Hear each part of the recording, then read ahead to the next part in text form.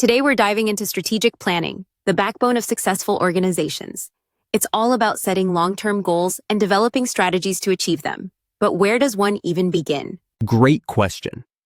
I think the first step is understanding the vision of the organization.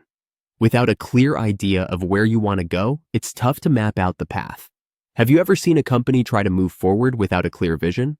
It's a bit like sailing without a compass.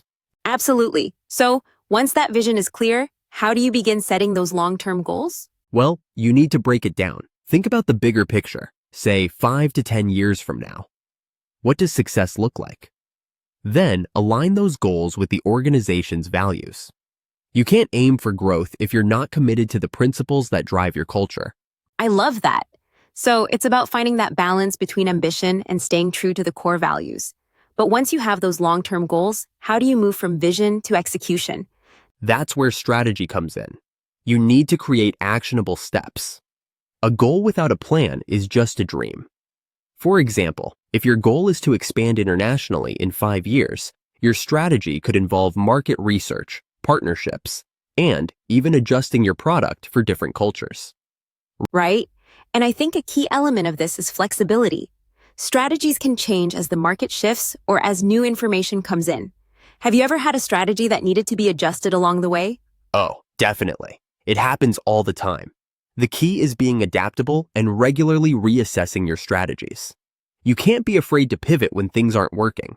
One of the best examples of this is Apple. Their strategy shifted from being a computer company to a tech giant by embracing different product categories. That's a perfect example. Now, what about leadership in all this? How do leaders influence strategic planning? Leadership is crucial. Leaders need to communicate the vision, build buy-in from their teams, and guide everyone toward those long-term goals. They're also responsible for creating a culture that supports strategic planning, making sure the whole organization understands the strategy and feels a part of it. So it's not just about dictating plans from the top down. It's about involving everyone in the process? Exactly. Strategic planning isn't just for executives, it's for everyone. Involving employees at all levels ensures that the plan is realistic, practical, and that people are motivated to bring it to life.